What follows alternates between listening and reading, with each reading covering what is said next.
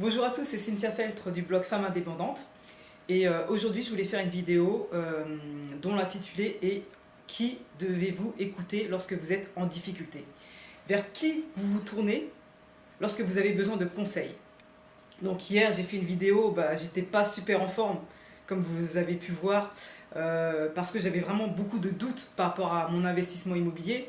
Je ne savais pas si les banques allaient me prêter de l'argent, si mon projet allait aboutir ou pas. Donc ce sont des choses qui arrivent, hein, avoir des doutes, voilà, c'est des choses qui arrivent dans le parcours. C'est la règle du jeu, voilà, c'est le jeu aussi. Et voilà, je voulais faire une vidéo sur qui vous devez écouter en cas de doute, vers qui vous devez vous tourner. Alors pour ma part, je vais nettement mieux parce que voilà, j'ai pris un peu de recul par rapport à tout ça. Et la personne que j'ai écoutée en premier, déjà, c'est moi-même. Je me suis dit, Cynthia, imagine-toi en train de rédiger cette lettre où tu te rétractes. Qu'est-ce que tu ressens au fond de toi? Et je vous assure, rien que l'idée d'imaginer écrire une lettre en disant « Je renonce à ce bien situé à telle adresse, etc. » ça me rendait malade. Voilà, j'avais le ventre qui se nouait, j'étais vraiment très anxieuse par rapport à ça. Mais vraiment, m'imaginer en train de renoncer à ce bien-là, je me sentais vraiment pas bien. Donc ça a été un premier indice. Ensuite, quand je me suis dit, voilà, imagine-toi en train de justement essayer d'acquérir ce bien. Donc au moins d'essayer de faire les démarches vers les banques pour demander le prêt, je me suis senti nettement mieux. Franchement, j'avais retrouvé le sourire et je me suis senti vraiment délivrée par rapport à cette situation. En fait, par rapport aux démarches, par rapport aux banques, moi je voulais au moins essayer. Parce que dans mon contrat, lorsque vous signez un contrat de compromis, il y a une partie qui s'appelle conditions suspensives qui dit que si jamais vous ne trouvez pas de financement pour le bien, en fait la vente s'annule tout simplement. Vous n'allez pas payer une partie de l'appartement, il n'y a rien à payer, ça s'annule. Il suffit de présenter des papiers des banques qui refusent le prêt immobilier, tout simplement. Donc en fait, c'est vrai que moi, je voulais vraiment au moins essayer. Et puis si ça ne marche pas, tant pis. Au moins, il y a la clause suspensive qui dit que si jamais on ne trouve pas de financement, voilà, ça s'annule. Donc voilà, je me suis dit, au moins j'essaye. Essayez, au moins. Parce que si j'essaye pas, là, sincèrement, je m'en voudrais. Comment renoncer à un bien qui me paraît rentable sans avoir essayé au moins de me battre, quoi? Si je fais pas ça, je pense que, et sincèrement, je pense que j'aurai plus confiance en moi pour investir après. Donc soit je me bats pour essayer d'avoir l'appartement, soit on arrête là, et après je sais même pas comment je vais me sentir. Alors là, j'aurai plus confiance en moi et je pense que je pourrais même pas investir dans un autre appartement. Parce que je pourrais même pas me regarder dans la glace si j'ai rien fait, si j'ai même pas essayé. Donc voilà comment je me suis senti par rapport à tout ça. Ensuite, donc la deuxième chose que j'ai faite, c'est contacter des gens qui ont investi dans l'immobilier et qui s'y connaissent dans l'immobilier. Donc la première personne que j'ai contactée, c'est un banquier. Justement, dans mes contacts, j'ai un banquier. Et je l'ai contacté. Cet ami s'appelle Pierre. Et dans le milieu, on le surnomme Pierre le banquier. Donc j'ai pris mon téléphone et voilà, j'ai dit Pierre, franchement, je suis vraiment un peu torturé par rapport à mon futur achat immobilier. En fait, je ne sais pas si les banques vont me prêter, toi qui es banquier, est-ce que tu penses que les banques vont me prêter? Donc franchement, Pierre, il m'a clairement parlé de chiffres. Voilà, c'est son métier. Les chiffres, c'est quelque chose qu'il aime. Il m'a dit, quelle rentabilité tu vas avoir avec ce bien? Qu'est-ce que ça va te rapporter? Est-ce que tu as calculé? Donc j'ai répondu à Pierre, effectivement, j'ai calculé la rentabilité.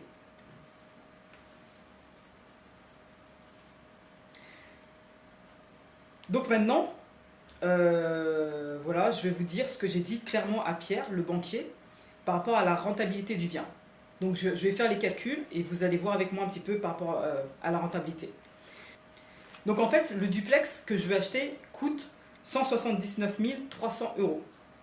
Voilà. Donc ça, c'est le prix pour le bien immobilier. À ce prix-là, il faut rajouter les frais de notaire. Donc les frais de notaire, en fait, c'est 7% du prix du bien immobilier. Donc pour les calculs, vous faites 0,07, donc c'est 7%, fois 179 300. Donc ce qui me donne un chiffre de 12 551 euros. Donc voilà, les frais de notaire seront de 12 551 euros. Donc ce qu'on fait ensuite, c'est calculer le prix d'achat, donc c'est le prix du bien immobilier, plus les frais de notaire.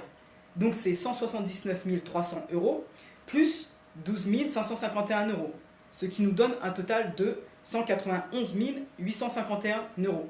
Donc ça, c'est le prix que je vais payer pour le bien en comptant les frais de notaire. Deuxième chose qu'il faut calculer, ce sont les charges. Donc les charges de copropriété s'élèvent à 195 euros par mois. Donc j'ai multiplié cette somme par 12 pour avoir les charges de copropriété sur l'année, ce qui nous donne 2341 euros pour les charges de copro pour un an. Ensuite, à cela, on rajoute la taxe foncière. Donc la taxe foncière, elle est de 1300 euros par an. Donc voilà, pour calculer les charges globales, il faut calculer donc, la taxe foncière plus les charges de copropriété. Donc on fait 2340 plus 1300 euros, ce qui nous donne un total de 3640 euros par an. Voilà, pour les charges pour l'année. Ensuite, la troisième chose qu'il faut calculer, ce sont les revenus locatifs. Alors, comme c'est un duplex qui a 4 chambres, je compte louer une chambre à 500 euros. Donc 500 euros x 4, ça nous fait 2000 euros par mois. Et si on multiplie par 12, ça nous fait 24 000 euros par an. Voilà. Donc ça nous donne les revenus locatifs. Ensuite, pour calculer la rentabilité, il suffit de faire les revenus locatifs moins les charges. Quatrième point qu'il faut calculer, ce sont les revenus locatifs nets. Alors comment on les obtient? On prend les revenus locatifs et on enlève les charges. Donc les revenus locatifs par an, c'est 24 000 euros et on enlève toutes les charges, 1 000 euros moins 3 640 euros. Donc ça nous donne un total de 20 360 euros. Donc ça, ce sont les revenus locatifs nets. Ensuite, cinquième partie, pour calculer la rentabilité.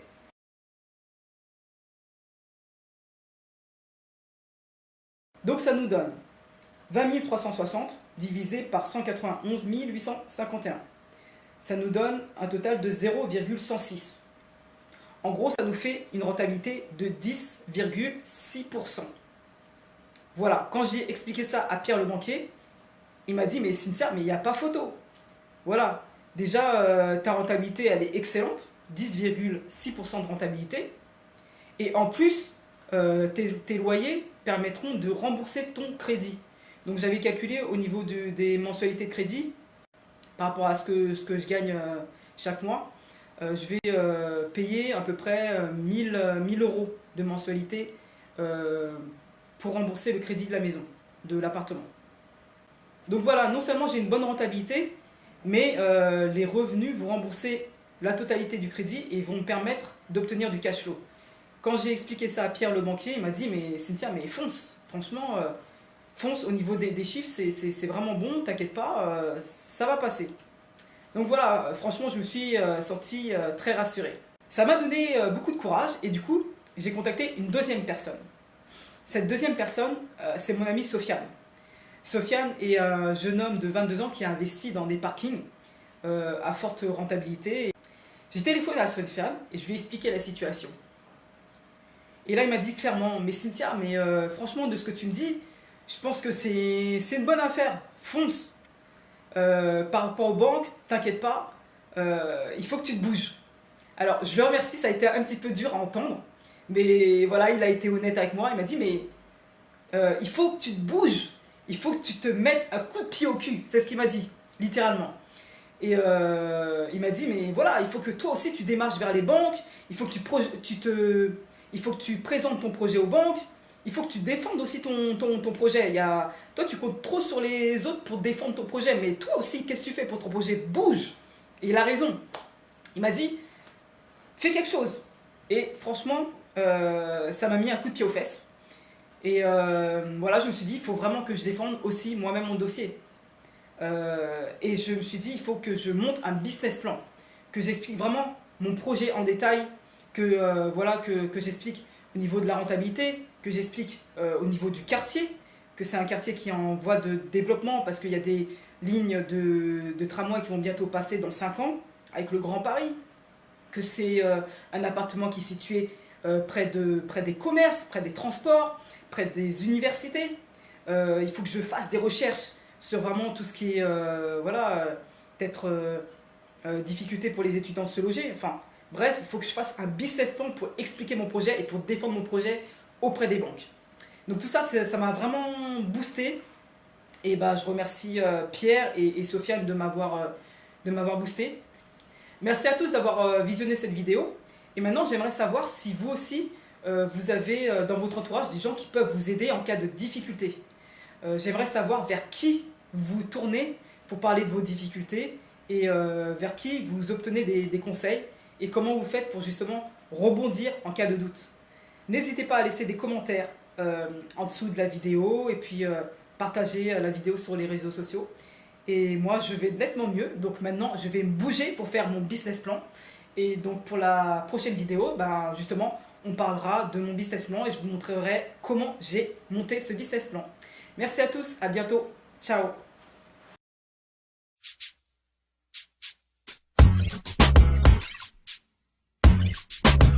Lucy Lou, with my girl Drew, Cameron D and Destiny, Charlie's Angel.